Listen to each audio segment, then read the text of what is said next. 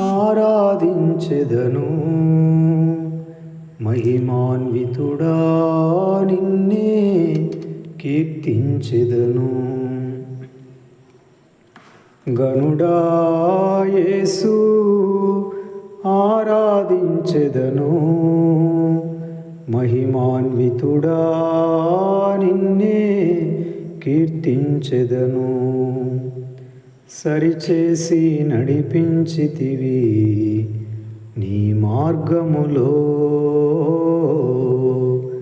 ఘనపరచి నన్ను నిలిపితివి నీ సన్నిధిలో.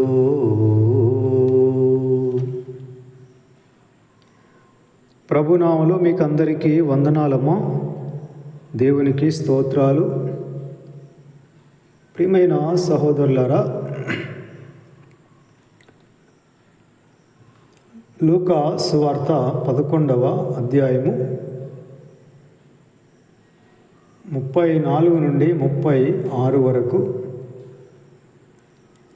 నీ దేహమునకు దీపము నీ కన్నే గనుక, నీ కన్ను తేటగానుంటే నీ దేహమంతయు వెలుగుమయమై ఉండును.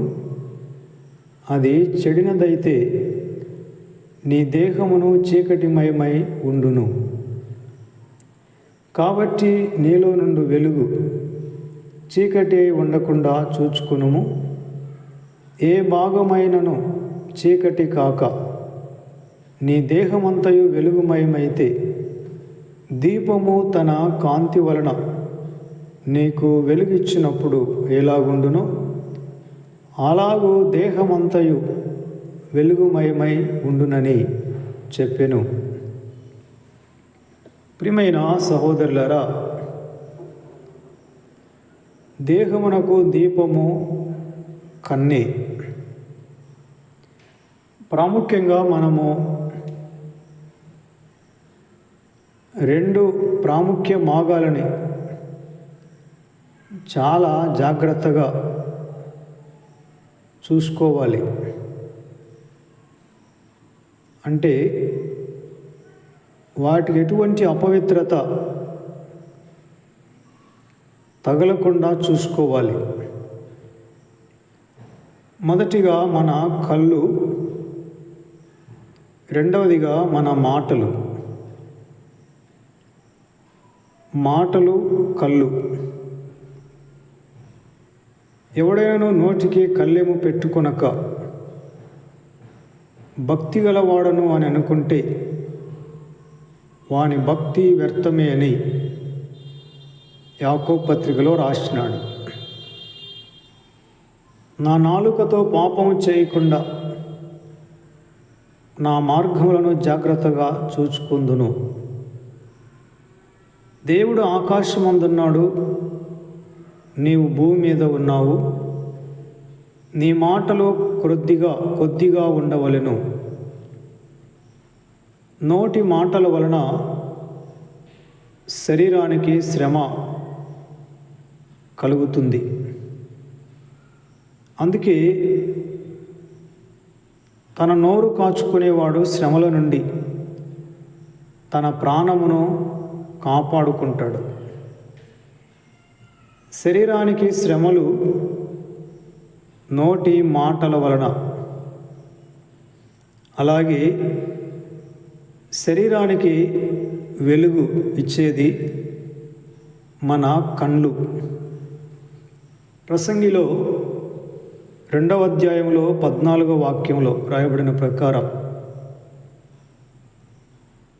జ్ఞానికి కన్నులు తలలో ఉన్నవి అని ఉంది.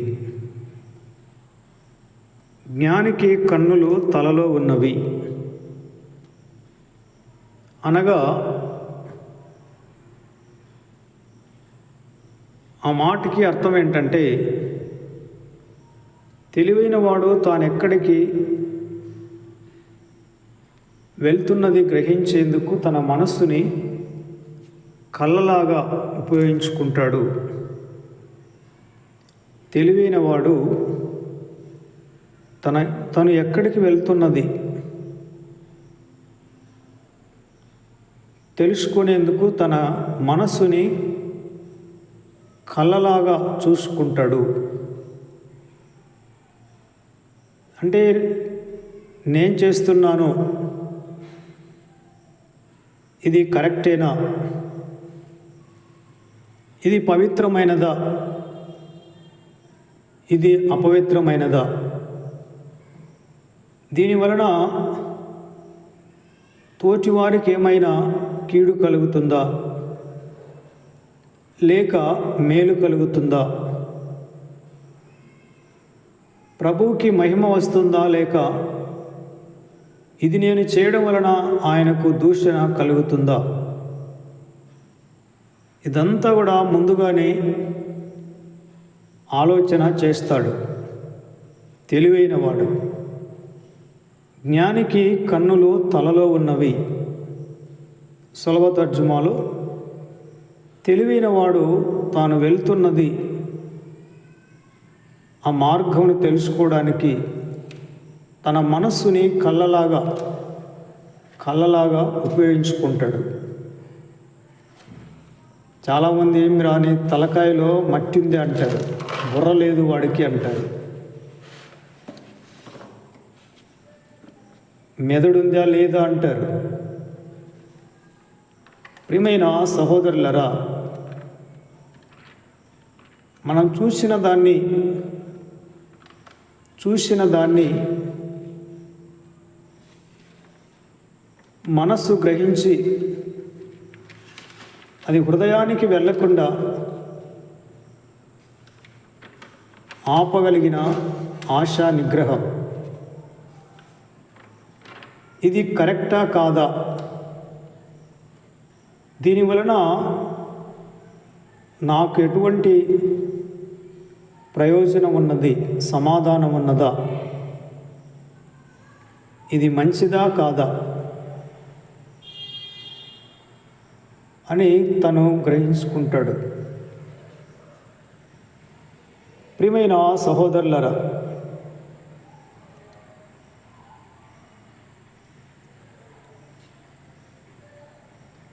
ప్రసంగి 2:14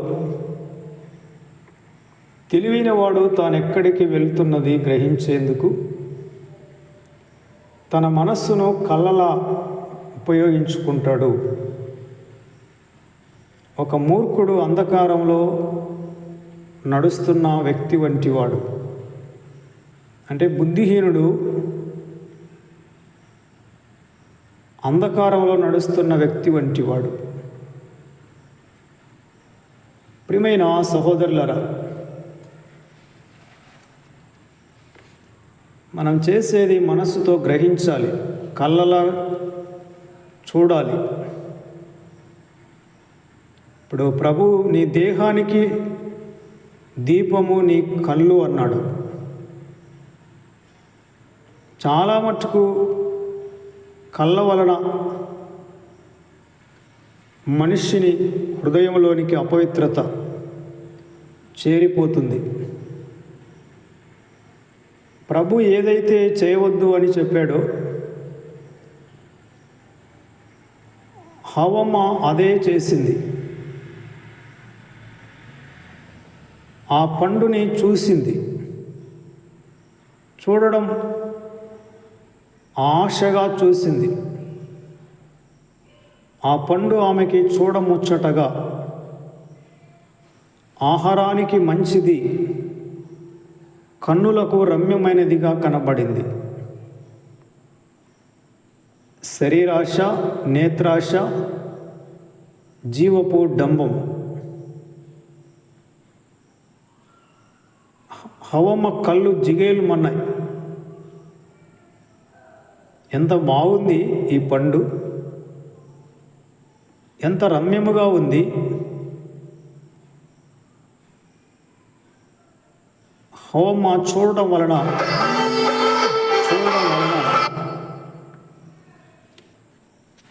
తన హృదయంలోనికి పాపాన్ని ఆహ్వానించింది. మనది కానిది, అక్రమమైనది, పొరుగువారిది ఏదైనా చూడడానికి అందంగానే ఉంటుంది. అదే ప్రమాదకరం. మనది బాగుండదు, ఇంట్లో చేసిన వంట, పొరుగుంటి పుల్లకూర బాగుంటుంది అని పెద్దలు సామెత చెప్తుంటారు. ప్రియమైన సహోదరులరా, మనమందరం కూడా బలహీనులమే. మనలో ఎవరు పరిపూర్ణత చెందిన వారిని కాదు. అయితే పరిపూర్ణత దిశగా వెళ్తున్నాం. ఇదివరకే నేను సంపూర్ణ సిద్ధి పొంది ఉన్నానని తలంచుకున్నాను. దేవుని ఉన్నతమైన పిలుపునకు కలుగు బహుమానం పొందాలని వెనుక ఉన్న వాటిని మరచి ముందున్న వాటి కొరకై వేగిరపడుచు గురి యొద్దకే పరిగెత్తుచున్నాను అన్నాడు పౌలు గారు.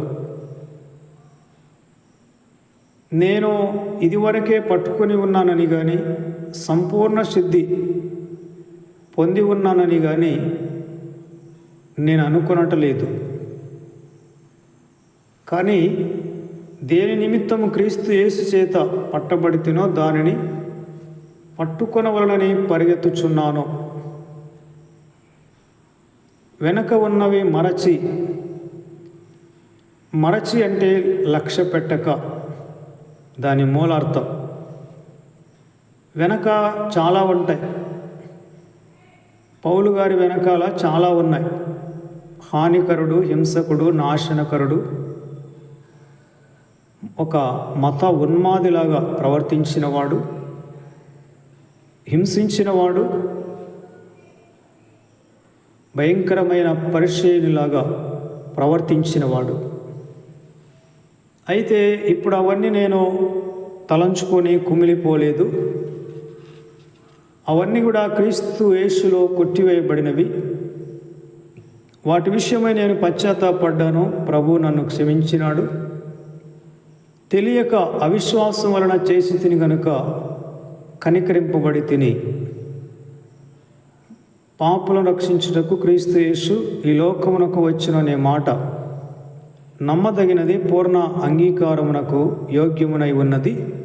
అట్టివారిలో నేను ప్రధానుడను అని పౌలు గారు చెప్పాడు కదా. ఈ మాటలు ఈ సమయంలో ఎందుకు చెబుతున్నానంటే,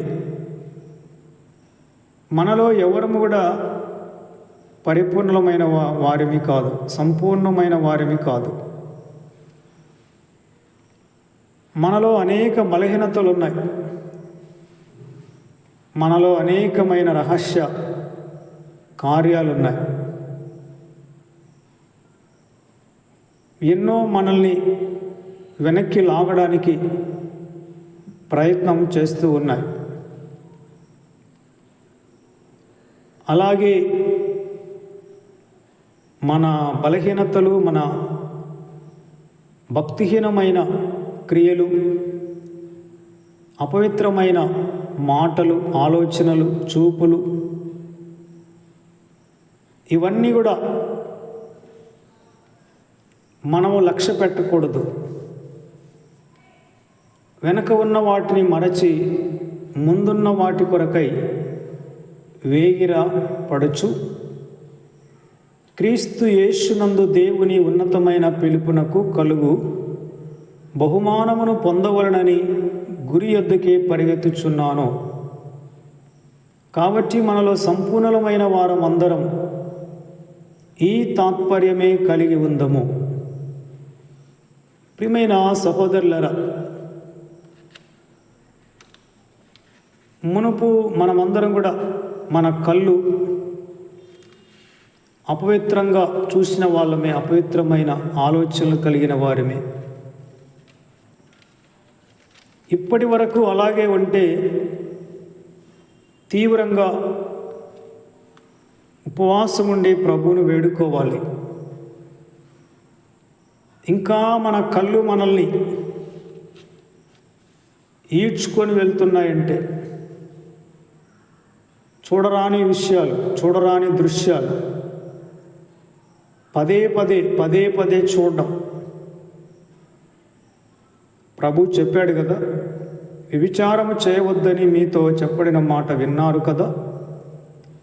ఒక స్త్రీని మోహపు చూపుతో చూచే ప్రతివాడు అప్పుడే తన హృదయమందు వ్యభిచరించుచున్నాడని ప్రభువు చెప్పాడు. అంటే అదే పనిగా చూస్తుంటారు. ముందుకు వెళ్ళేవాడు వెళ్ళకుండా వెనక్కి తిరిగి చూస్తుంటాడు. అవసరమా? ఏం అవసరం? అదొక కరోనా కంటే భయంకరమైన రోగం. అది ప్రపంచాన్ని గడగడలాడించిన 2 సంవత్సరాల కరోనానైనా దాని నుండి మనం విడుదల పొందినాం కానీ, ఈ ప్రపంచాన్ని కాపాడుకున్నాం కానీ, ఈ కళ్ళకు వచ్చిన ఈ కరోనా కంటే డేంజరస్ ఈ మోహం నుండి సమాజాన్ని కాపాడలేకపోతున్నామని బాధ మనకందరికీ ఉండాలి. ఫస్ట్ ఆఫ్ ఆల్ మనకు ఆశా నిగ్రహం, ఇంద్రియ నిగ్రహం ఉండాలి. మనం ఒక క్వశ్చన్ వేసుకోవాలి. నేను అలా చూస్తున్నానో పరాయి స్త్రీని, పరాయి ఆడబిడ్డల్ని, అలాగే మా వాళ్ళని, నా భార్యని, నా ఆడపిల్లలని, మా కుమార్తెలని మరి ఎవరైనా చూసినప్పుడు నాకు ఎంత బాధ అనిపిస్తుంది. బండిలో వెళ్తుంటాం, ముందు బండితో వెళ్తుంటాం, వెనకాల భార్యనో పాపనో మనకు సంబంధించిన వాళ్ళు ఉంటారు, మన అక్కలో చెల్లెలో. కానీ ఆ దారిలో వచ్చేవాడు ఎదురుగా వచ్చేవాడు కానీ, క్రాస్ అయి వెళ్ళిపోయే వాళ్ళు కానీ వాళ్ళ వైపు చూస్తే విపరీతమైన అదొక రకమైన భయంకరమైన కోపం వస్తుంది. ప్రియమైన సహోదరులారా, మామూలుగా ప్రాక్టికల్గా చెప్పాలంటే ఒకప్పుడు నేను కూడా అటువంటి వాడినే. కానీ జ్ఞానికి కన్నులు తలలో ఉన్నవి అని వ్రాయబడిన ప్రకారం ఇలా చేయడం వలన నాకేమైనా సమాధానం ఉందా? నాకేమైనా శాంతి ఉందా? అనవసరంగా నా మనస్సును అపవిత్రపరచుకోవడం తప్ప మరి దేనికి పనికొస్తుంది అది? అందుకే దాని నుండి అలాంటి మోహపు చూపు మనది కానీ, వస్తువులు కానీ, మనుషులను కానీ చూడకుండా పరిశుద్ధాత్ముడు ఆశా నిగ్రహాన్ని కలగజేసినాడు. మనం పిరికితనం గల ఆత్మను పొందలేదు కానీ శక్తియు, ప్రేమ, ఇంద్రియ నిగ్రహం గల ఆత్మనే పొంది ఉన్నాం. ఆత్మఫలము 9 రుచులు ఆత్మఫలానికి. అందులో ఒక రుచి ఆశా నిగ్రహం. ఆశా నిగ్రహం నిన్న కూడా చెప్పాను. ప్రియమైన సహోదరులరా, స్త్రీలు చాలా సీసీ కెమెరాల కంటే చాలా సూపర్ ఫాస్ట్గా, సూక్ష్మ గ్రాహ్యులుగా ఉంటారు. ఎక్కడైనా షాపింగ్లో, అంగట్లో కానీ ఎక్కడైనా హెచ్చరిక ఉంటుంది, మీరు సీసీ కెమెరాల పర్యవేక్షణలో ఉన్నారనే విషయం మర్చిపోకండి అని ఆ గేటు దగ్గరే మనకి వార్నింగ్ నోటీస్ బోర్డు ఉంటుంది. మీరు ఎవరు చూడలేదనుకుంటున్నారేమో, మిమ్మల్ని సీసీ కెమెరాలు నిశ్చితంగా పరిశీలిస్తున్నాయి. అలాగే సీసీ కెమెరాల కంటే చాలా ఫాస్ట్గా, సూపర్ ఫాస్ట్గా స్త్రీలు కూడా అంత సూపర్ ఫాస్ట్గా ఆలోచన చేస్తారు. అంటే ఎవరు ఎటువంటి వారు, ఏ వ్యక్తి ఎటువంటి వాడు, మా బావ ఎటువంటి వాడు, మా అల్లుడు ఎటువంటి వాడు, మా చిన్నాయన కుమారుడు ఎలాంటి వాడు, మా పెద్దనాన్న కుమారుడు ఎలాంటి వాడు, వాడి చూపులు ఎలా ఉంటాయి, వాడు ఒక వరెస్ట్ ఫెలోనా వెధవనా, వాడి కళ్ళే భయంకరమైన దెయ్యపు కళ్ళు అని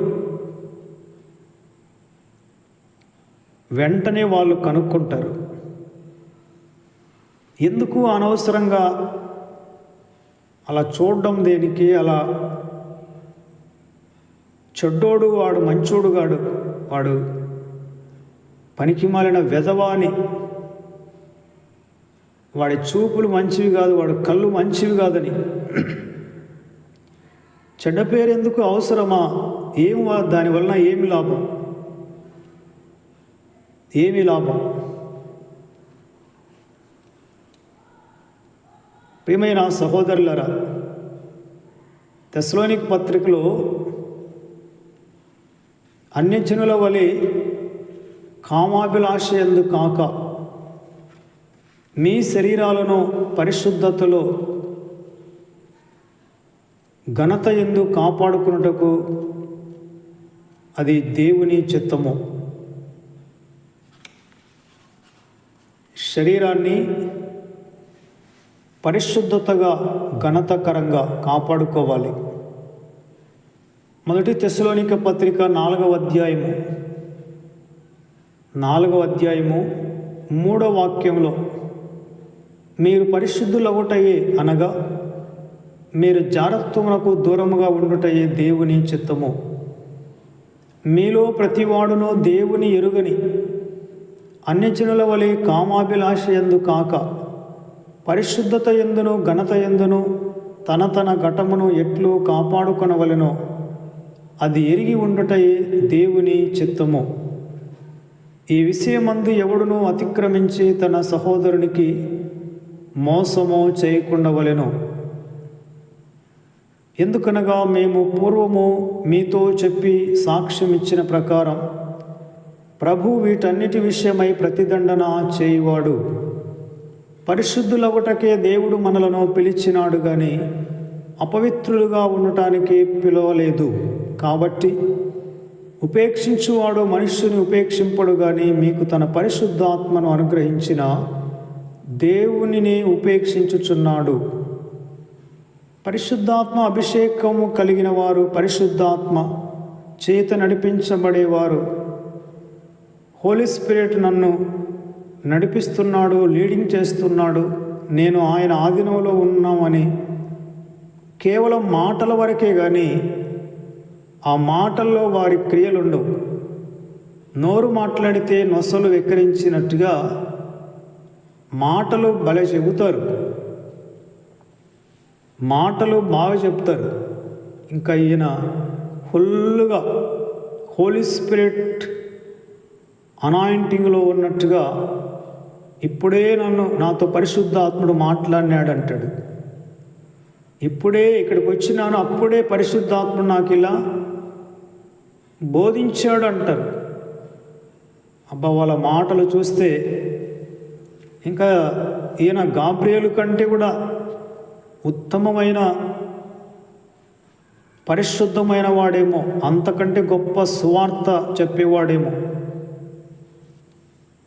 వాళ్ళ మాటలు అలా ఉంటాయి. అడుగడుగునా ప్రభు మాతో మాట్లాడినాడు, ప్రభు మాతో మాట్లాడినాడు. అదొక ఊతపదం అయిపోయింది, ఊతపదం అయిపోయింది. మనం ఎక్కడైనా వెళ్తుంటే ఎవరైనా వచ్చి అయ్యా ఒక్క 5 రూపాయలు ఇయ్యా అంటే చిల్లరున్నా కూడా చిల్లర లేదు పో అంటాం. చిల్లర లేదు పో అనేది ఊతపదం. చిల్లర లేదు పో. చాలామందికి దేవుడు నాతో మాట్లాడినాడు, ఇప్పుడే పరిశుద్ధాత్మ నాతో మాట్లాడినాడు, ఇప్పుడే నాకు ఆత్మదేవుడు బయలుపరిచినాడని స్పాట్లో అప్పటికప్పుడే వాళ్ళతో ఇంకా ప్రభు మాట్లాడినట్టుగా వారు చెప్పుకుంటూ తిరుగుతుంటారు. కానీ వాళ్ళ కళ్ళు చూస్తే, వాళ్ళ చూపులు చూస్తే, వారు మాట్లాడిన మాటలకి వారి చూపులకి అస్సలు యేసు ప్రభువుకి సైతానుకున్నంత వ్యత్యాసం ఉంటుంది. జల్లెడపాలు బర్రెపాలు రెండు తెల్లగా ఉంటాయి, కానీ తెల్లగా ఉన్నాయి కదా అని రెండు కలుపుకొని తాగితే ఏమవుతుంది? అన్నము సున్నము రెండు తెల్లగా ఉన్నాయని కలిపేయకూడదు. ప్రియమైన సహోదరులరా, మాటలు కాదు, క్రియలు ఎక్కువ ఉండాలి, మాటలు తక్కువ ఉండాలి. తక్కువగా మాట్లాడాలి, ఎక్కువగా మనలో పరిశుద్ధాత్మ కార్యాలు ఉండాలి. మన గురించి మనం కాదు, ఇప్పుడే నాతో ప్రభు మాట్లాడినాడని మీకు చెప్పమన్నాడని కాదు, విన్నవాళ్ళు అయ్యా నేను ఈ సమస్యతో వచ్చాను, నిజంగా మీ ద్వారా నాతో ప్రభు మాట్లాడినాడయ్యా, మీకు వందనాలంటే అది గొప్ప సాక్ష్యం, పరిశుద్ధాత్మ నడిపింపు. ఇప్పుడే నాతో ఆత్మదేవుడు మాట్లాడినాడు, పరిశుద్ధాత్ముడు మీకు ఇది చెప్పమని చెప్పాడని మాటికి ఊత పదములాగా వాడుతుంటారు. కానీ వాళ్ళ మాటలు అదో రకంగా ఉంటాయి, ఒక డంబంగా మాట్లాడుతుంటారు. ఆ మాటల్లో వినయం ఉండదు, పవిత్రత ఉండదు, వినే వాళ్ళకి ప్రయోజనకరంగా ఉండదు.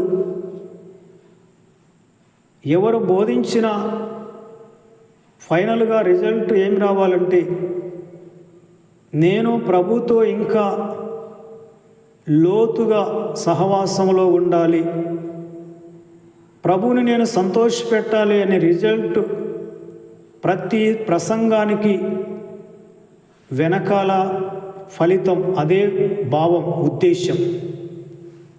నేను ప్రభుతో ఇంకా బాగా లోతుగా నడవాలి, ఎలాగైనా నేను ప్రభు కోసం బ్రతకాలి. ఇదివరకు నేను ఏదో అనుకున్నాను, అయ్యో ఇక మీదటైనా నేను ప్రభు కొరకు బ్రతకాలి, ప్రభువును సంతోషపెట్టాలి, ప్రభు నామాన్ని ఘనపరచాలనే ఒక ఆత్మ సంబంధమైన ఉజ్జీవం, దాహము కలగాలి. ప్రియమైన సహోదరులరా, అన్యజనులు దేవుని ఎరుగని అన్యజనులు ఏంటంటే, మామూలుగా అన్యుడు అనే మాటకి అర్థం ఏంటంటే హృదయమందునో శరీరమందునో కంట్రోల్ లేనివాడు. యెహెజ్కేలు ప్రవక్త అంటాడు, హృదయమందునో శరీరమందునో కంట్రోలింగ్ లేనివాడు. శరీరానికి ఏది పడితే అది తింటాడు, ఫుల్గా పీకల దాకా కుక్కుతాడు. తినడానికే వచ్చినాము పుట్టినాము అన్నట్టుగా ఉంటుంది వాళ్ళు తింటుంటే. మీరు ఎక్కడైనా ఫాస్టర్స్ మీటింగ్స్కి వెళ్ళారా? మన కడప జిల్లాలో నేను చూసినంతలో ఛార్జీలకు ఒక 300 ఇస్తాం, మధ్యాహ్నం మీకు బిర్యానీ పెడతామంటే సేవ చేసే వాళ్ళే క్యూలలో నిలబడి లైన్లలో దొబ్బుకుంటా త్రోసుకుంటా తిండికి ఎగబడి ముందుగానే లైన్లలో ఉంటారు. నిజంగా ఎంత బాధాకరం అండి, ఎంత బాధాకరం. ప్రియమైన సహోదరులారా, శరీరానికి ఒక అరగంట ఆకలి, ఒక అరగంట లేట్ అయితే తట్టుకోలేడు. చెవు కోసిన మేకలాగా ఎగురుతుంటాడు, అరుస్తుంటాడు. ఒక అరగంట లేట్ కాకూడదు. ఏమనంటే షుగర్ అంటాడు, బీపీ అంటాడు, గ్యాస్ ట్రబుల్ అంటాడు. కంట్రోల్ లేదు, శరీరంలో కంట్రోలింగ్ లేదు.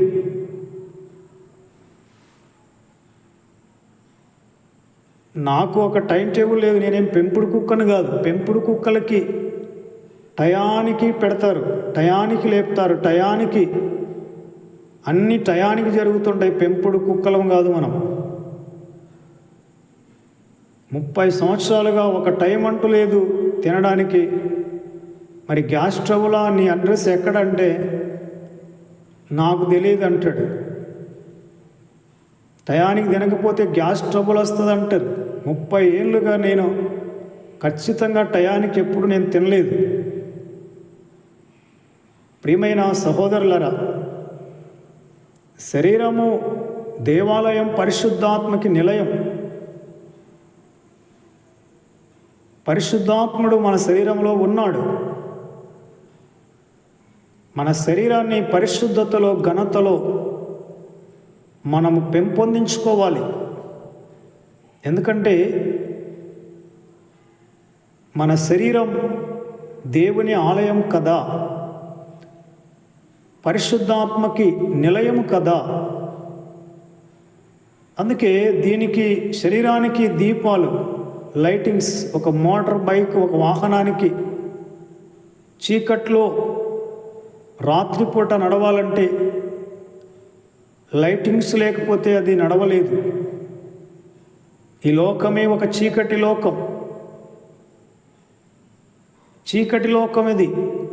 పాపంలో జీవించే ప్రతి వారు పాపమును అమాలేకుల వలె ఆస్వాదించేవారు పాపాంధకారంలో ఉన్నారు. పాపాంధకారంలో ఉన్నారు. వాళ్ళకి హృదయానికి కంట్రోల్ ఉండదు, శరీరానికి కంట్రోల్ ఉండదు.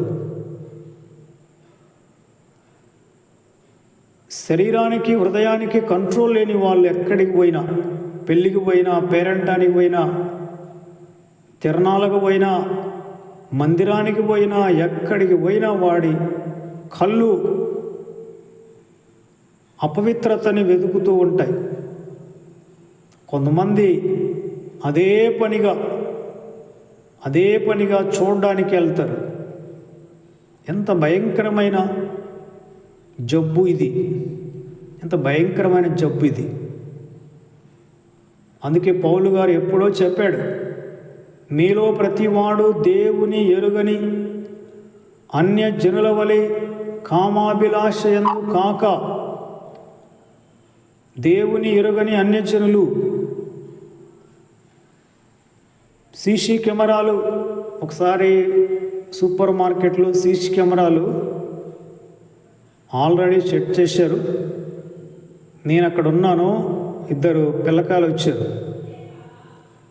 వాళ్లకు తెలియదేమో సీసీ కెమెరాలు ఉన్నాయని. అన్నా, మాకు పెన్సిల్ కావాలన్నా, పెన్ను కావాలన్నా అని వచ్చారు. అక్కడుండే తీసుకోపోండి అని చెప్పాడు ఆయన. అయితే అతని దగ్గర ఎదురుగా టీవీ పెట్టుకొని ఉన్నాడు. మొత్తం అంతా కనబడుతుంది. ఆ పిల్లకాయలిద్దరూ, అన్న చూడలేదులే, ఆయన అక్కడున్నాడు కదా ఫస్ట్లో అనుకొని పెన్ను, పెన్సిలే కాకుండా వేరే వాటిని జోలో పెట్టుకుంటున్నారు. నేను అక్కడే ఉన్నాను. ఆ మనిషి టీవీ వైపు చూస్తున్నాడు. వీళ్ళు ఏం చేస్తున్నారో మొత్తం చూస్తున్నాడు. వాళ్ళు వచ్చారు. అప్పుడు ఏం ఎరగనట్టుగా, మీరేం తీసుకున్నారు బాబు అన్నాడు. ఇదిగో నా పెన్ను తీసుకున్నాం, పెన్సిల్ తీసుకున్నామన్నా అన్నారు. అంతేనా, ఇంకేం తీసుకోలేదన్నాడు. ఆ పిల్లకాయలు బ్యాగు తెలుసుకొని పోయి ఇంకొకని బ్యాగులో పెట్టినారు. అదంతా కనపడుతుంది. ఆ పిల్లోని రమ్మని ఆ బ్యాగ్ ఎట్టిదారా అన్నాడు. చూస్తే అందులో ఆ వస్తువు ఉంది. చూశారా? ఆ కర్ర తీసుకొని అట్లా బాదాడు. 3-4 దెబ్బలు. ఏమిరా, మీరు చదువుకోవడానికి వెళ్తున్నారు, దొంగతనాలు చేయకూడదు మీరు, ఇది మంచి అలవాటు కాదని ఇద్దరిని 5-6 దెబ్బలు కొట్టాడు. చాలామంది అనుకుంటారు, దేవుని ఎరుగని ప్రజలు మమ్మల్ని ఎవరు చూడలేదు, మాకు నచ్చినట్టుగా కళ్ళకు కంట్రోల్ లేకుండా ఇష్టానుసారంగా మేము జీవిస్తాం, చూస్తాం.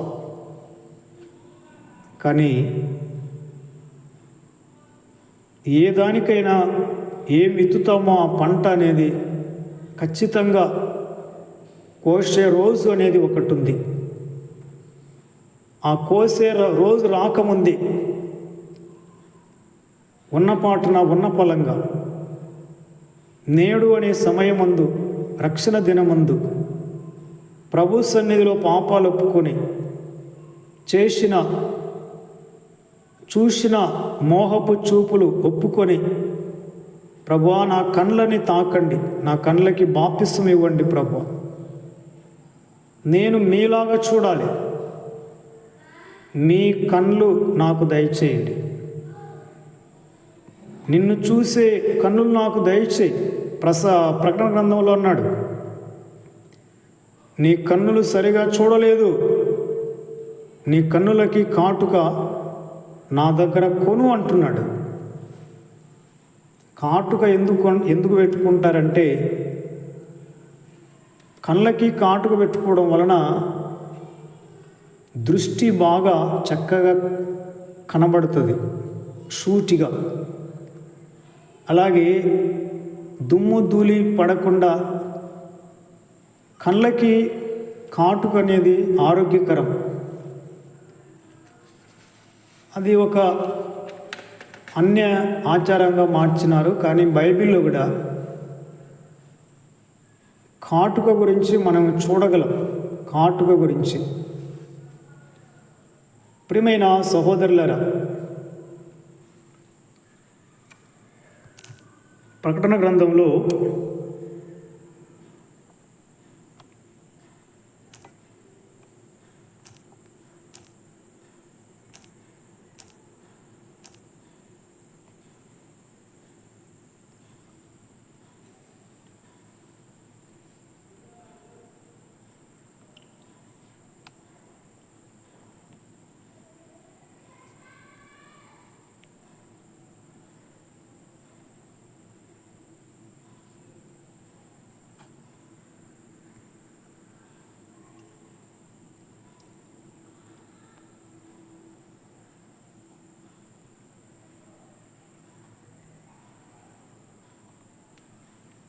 మూడు 18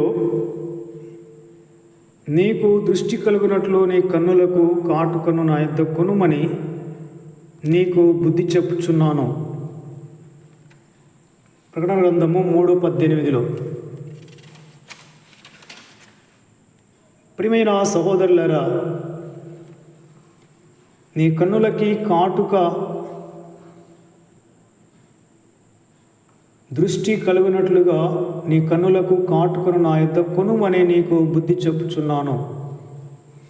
నేను ప్రేమించు వారినందరినీ గద్దించి శిక్షించుచున్నాను గనుక నీవు ఆసక్తి కలిగి మారు మనస్సు పొందుము. ప్రభు ఇచ్చే కాటుక ఆత్మ సంబంధమైనది.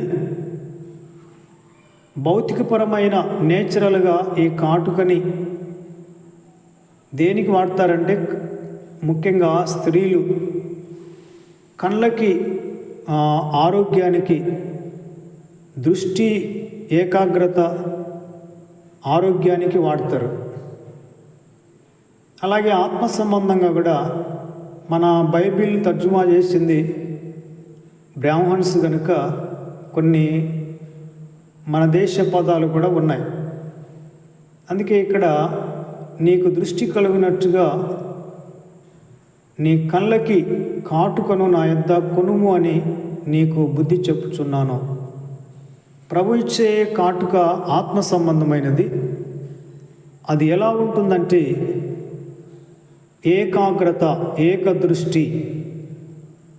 నీ నామందు భయభక్తులు కలిగి ఉన్నట్లు నాకు ఏకదృష్టి కలగచేయము అని మహారాజైన దావీదు ప్రార్థన చేసినాడు.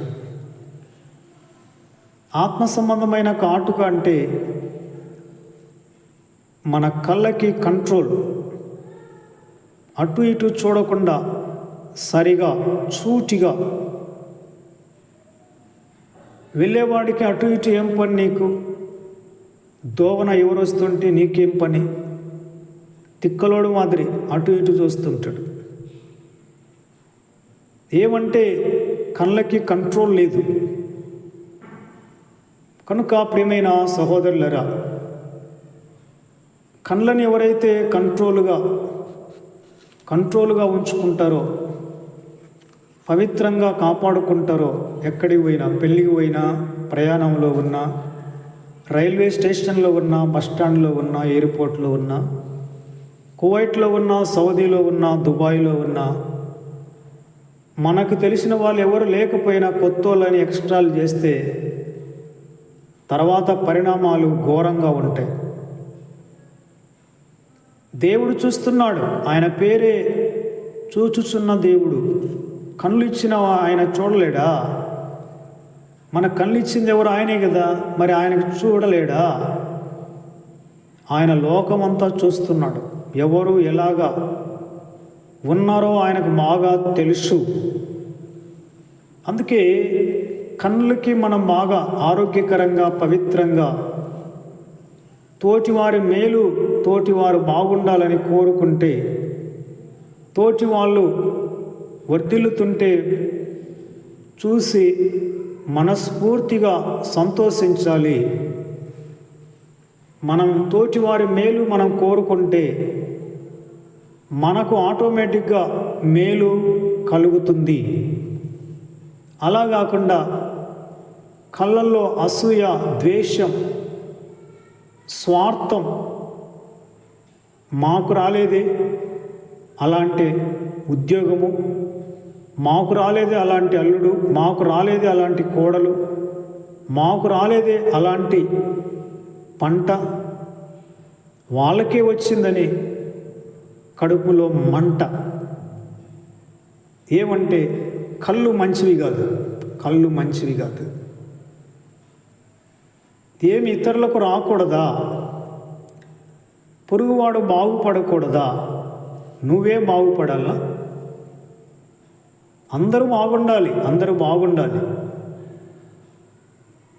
బాగుండాలని కోరుకుంటే ఆటోమేటిక్గా మనము కూడా బాగుంటాం. అందుకే కళ్ళతో మనం ఏదైనా చూస్తే దయగా చూడండి, పవిత్రంగా చూడండి, దీవించే విధంగా చూడండి, తోటివాడు బాగుండాలి, ఆనందంగా ఉండాలని చూడండి, ఎలాగైనా వర్ధిల్లాలని చూడండి. అప్పుడు నీ శరీరంలో జబ్బులు కూడా తొలగిపోతాయి, చీకటి కూడా తొలగిపోతుంది. ఏ భాగము కూడా చీకటిగా ఉండకూడదు.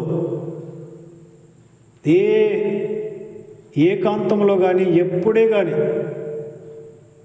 మన కళ్ళల్లో అదో రకమైన దెయ్యపు లక్షణాలు కనబడకూడదు. ఏ భాగమైనను చీకటి కాక నీ దేహమంతయు వెలుగుమయమైతే, దేహమంతా కూడా వెలుగుమయంగా ఉంటుంది. వెలుగు ఆశీర్వాదం, వెలుగు ఫలము సమస్త విధములైన మంచితనము, నీతి, సత్యం అనే దానిలో ఉంది. కనుక ప్రియమైన సహోదరులరా, కళ్ళను కాపాడుకోండి, నోటిని కాపాడుకోండి. అప్పుడు శ్రమల నుండి మీ శరీరాన్ని ఆటోమేటిక్గా మీరు కాపాడుకుంటారు. తోటి వాళ్ళు బాగుపడుతుంటే సంతోషంగా ఆనందించండి. ప్రభువా, వాళ్ళకు మంచి కార్యం చేసినవయ్యా, మీకు స్తోత్రాలయ్యా, మీకు మహిమనైనా, మీకు స్తుతులనైనా, వాళ్ళు బాగుండాలి, ఇంకా బాగుండాలయ్యా. మనం కళ్ళతో ఎవరినైనా దేన్నైనా చూసినప్పుడు వాళ్ళ క్షేమాన్ని, వాళ్ళు ఇంకా వర్ధిల్లాలని మనస్ఫూర్తిగా కోరుకోవాలి. అలాంటప్పుడే నీ శరీరంలో ఎంతో ఆరోగ్యం, నెమ్మది, శాంతి, సమాధానం ఉంటుంది. నీవు వెలుగు బిడ్డగా నీ దేహం వెలుగుతో నింపబడుతుంది. నీ ముఖం కలకల కలకల అంటది. స్వార్థం, అసూయ, మత్సరం, ద్వేషాన్ని పెట్టుకున్నావనుకో ముఖం మలమల మలమలం మాడిపోతుంది. కలకలలాడాలంటే వెలుగు బిడ్డలుగా, జ్యోతిర్మయుడు కదా మన తండ్రి, మనం కూడా వెలుగుతో నింపబడాలి. మన కళ్ళల్లో వెలుగు ఉండాలి. Praise the Lord. దేవునికి స్తోత్రం. యేసు ప్రభు మన మనోనేత్రాలు వెలిగించింది ఎందుకు? మన ఆత్మ దీపాన్ని వెలిగించింది ఎందుకు? మన కళ్ళల్లో పవిత్రతని చూడడానికి, కంట్రోల్గా మనం ఉండడానికి. ప్రభు ఈ మాటలు దీవించునుగాక. అందరికీ వందనాలమ్మా. దేవుని స్తోత్రాలు. సహోదరుడు ఏష్కా ప్రార్థన చేస్తాడు. రాజమ్మ దీవెన ఇస్తుంది.